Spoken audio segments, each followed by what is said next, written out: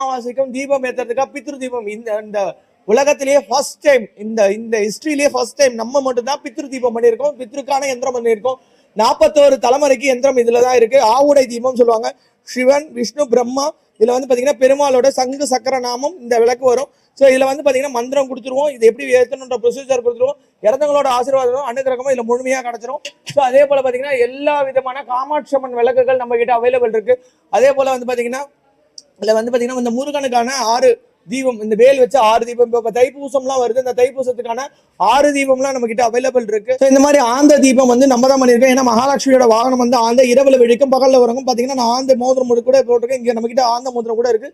So இந்த மாதிரி விளக்கேற்றும் போது பசங்களுக்கு வந்து நல்ல ஞானம், கல்வி வளம் எல்லாமே கிடைக்கும். அதே போல வந்து பாத்தீங்கன்னா மேரு தீபம், அதாவது ஸ்ரீசக்கரத்தோட திருடி படிமம் தான் மேரு. அந்த மேருல வந்து பாத்தீங்கன்னா உலகத்துல இருக்க மொத்த தெய்வமும் இருக்கதா இதுக்கும் அதில் தீப வழிபாடு நம்ம பண்ணப்படுது. இறைவன் ஒளி சுரூபம் தான். ஸோ இந்த மாதிரி வழக்குகள்லாம் நம்ம தான் பண்ணியிருக்கோம். நமக்கு கோவில் இருக்கனால எல்லாமே முறைப்படி பூஜை பண்ணி கிளென்ஸ் பண்ணி தான் கொடுக்குறோம். ஸோ நல்ல மாற்றம் இருக்கும். இந்த தை அமாவாசையில மிஸ் பண்ணாத ஒரு தீபம் இது. தை பூசத்துக்கு மிஸ் பண்ணாத தீபம் வந்து விளக்கு. ஸோ இதெல்லாமே நம்ம கிட்ட அவைலபிள் இருக்கு. அதே மாதிரி தாமரை தீபம், நிறைய அடுக்குகள் தீபங்கள் நிறைய இருக்கும். ஸோ வேல் உண்டு வினை இல்லை, மயில் உண்டு பயம் இல்லைன்னு சொல்லுவாங்க. மயில் தீபம் இதுவரையும் பாத்தீங்கன்னா மயில் தீபம் அந்த காலத்துல நம்ம முன்னோர்கள் பயன்படுத்தினோட நின்றுச்சு. அதுக்கப்புறம் வரல. ஸோ இப்போ நம்ம கிட்ட நிறைய அவைலபிள் இந்த மாதிரி மயில் தீபம் சின்னதுல இருந்து பெருசு வரைக்கும் நல்ல பெரிய பெரிய சைஸ்லயும் நம்ம கிட்ட அவைலபிள் இருக்கு. ஸோ எல்லா விதமான தீபங்கள், சங்கு சக்கரம், எல்லா தீபங்கள், எல்லா தெய்வத்தை வச்ச தீபங்கள் எல்லாமே நம்ம கிட்ட இருக்கு.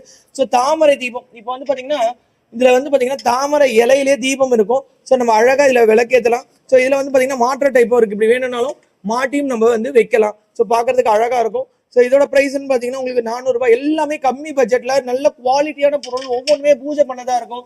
ஸோ இது பார்த்தீங்கன்னா தாமரை இந்த இதுல வந்து பார்த்தீங்கன்னா விளக்கு மேலே இருக்கிற மாதிரி அழகா பண்ணியிருக்காங்க பாருங்க. ஸோ இந்த மாதிரி ஃபர்ஸ்ட் கிளாஸான தீபங்கள் இருக்கும்.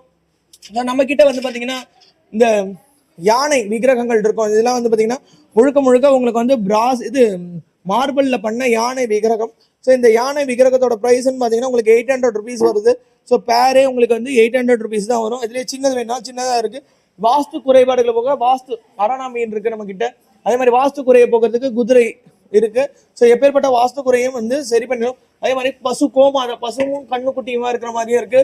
ஸோ கிருஷ்ணர் விக்கிரகம், இந்த மாதிரி எல்லா பொருளுமே முறையா பூஜை பண்ணது இருக்கு.